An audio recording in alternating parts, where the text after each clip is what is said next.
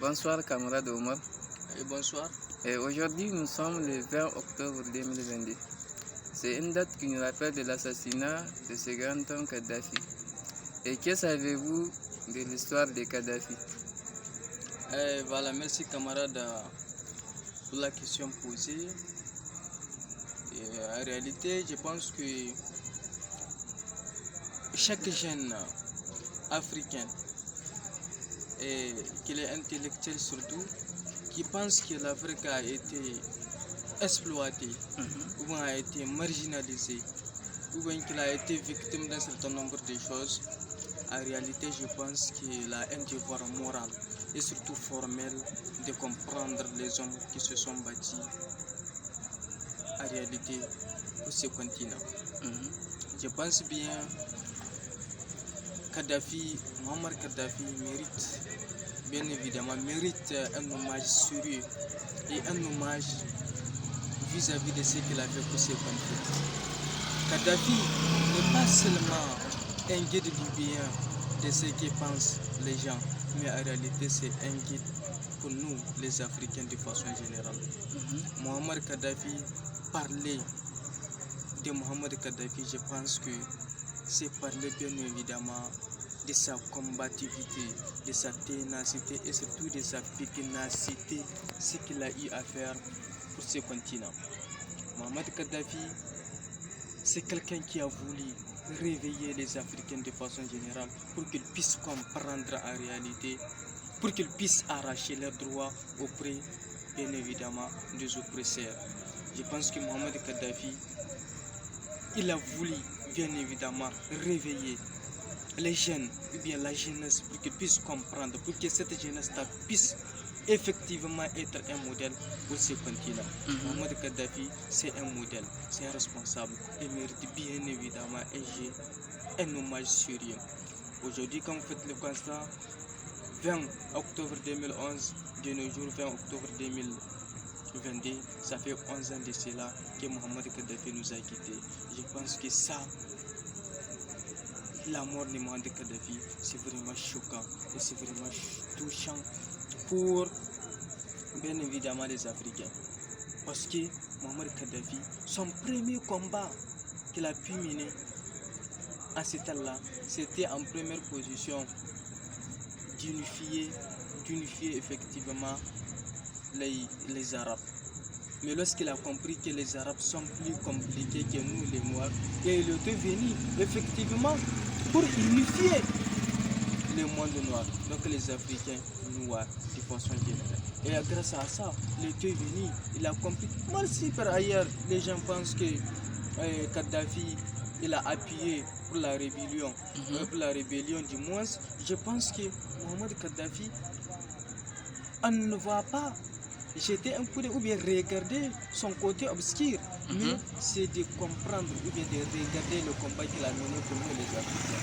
Je pense bien évidemment, je pense fondamentalement que l'être humain n'est pas parfait. Tout ce que nous sommes en train de faire, souvent quelque part, c'est dans les rumeurs en pensant qu'il a soutenu la rébellion. Ça, c'est vrai. De tout cela, je pense que on ne va pas regarder l'autre côté, mais le combat qu'il a mené pour nous les Africains, parce que l'être humain, il faut le comprendre. L'être humain n'est pas parfait. Il y a l'imparfait qui caractérise l'être humain. Donc nous regardons le combat qu'il a mené ici, nous les Africains. Donc son premier combat en ce temps-là, il était effectivement d'unifier les Arabes. Mais lorsqu'il a compris que c'était plus compliqué que nous, il est revenu pour unifier, pour solidariser effectivement les Noirs. Et grâce à ça, évidemment, il a réussi à convaincre certains chefs d'État africains. Oui, effectivement, il a réussi en ce temps-là. Parce que le Tuveni, il a investi dans le monde africain. Il a compris qu'il doit réveiller les Africains pour qu'ils puissent comprendre, pour qu'ils puissent arracher leurs droits envers certains Occidentaux. Mes chers amis, je pense que Kadhafi, c'était un modèle. C'était un exemplaire envers nous, j'ai dit, les Africains, parce qu'il a mené un combat digne. Quand vous faites le constat, il n'existe pas ou bien rare de voir un pays ici en Afrique où Kadhafi quand même n'a pas investi. il a investi parce qu'il a eu des moyens. Il a un contrôle également absolu dans sa gestion. Effectivement, il a investi. Quand vous faites le constat ici, même chez nous au Niger, je pense que la plus grande mosquée que nous avons ici, c'est Kadhafi qui l'a investi, qu'il a fait ça, qu'il a financé du moins. Et de là, on peut comprendre effectivement qu'il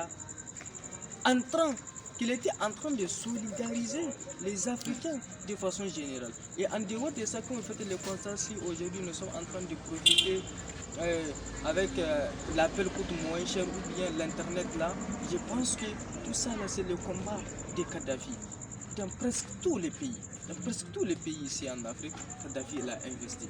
Kadhafi c'est un modèle.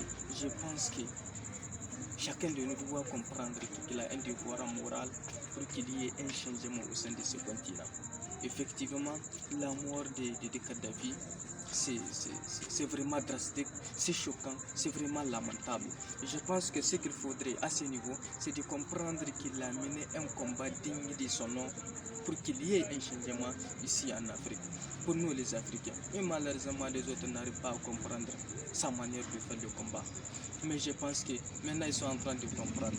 Parce que, quand vous faites le constat, même là-bas, en Libye, Kadhafi il a investi. Parce qu'il a fait en sorte qu'il la nourriture pour les Libyens gratuitement. Sinon, est-ce que vous avez une fois vu un Libyen venir ici pour chercher quelque chose? Non, parce qu'ils ont tout là-bas chez eux. Ils ont presque tout.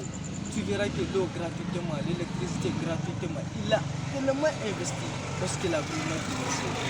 Voilà, en réalité, ce que je me redis par rapport à ça, vraiment la mort de Kadhafi, ça mérite un hommage. Et la mort de Kadhafi, vraiment, c'est lamentable, c'est touchant et c'est choquant, ce que je me redis par rapport à ça. Voilà de manière peut-être un peu bref, ce que je me redis par rapport à cette histoire-là, ou bien à cette date historique de la mort de Mohamed Kadhafi. C'est ce que je vous remercie. Et merci camarade Omar de nous rappeler l'histoire de ce grand homme, Mohamed Kadhafi.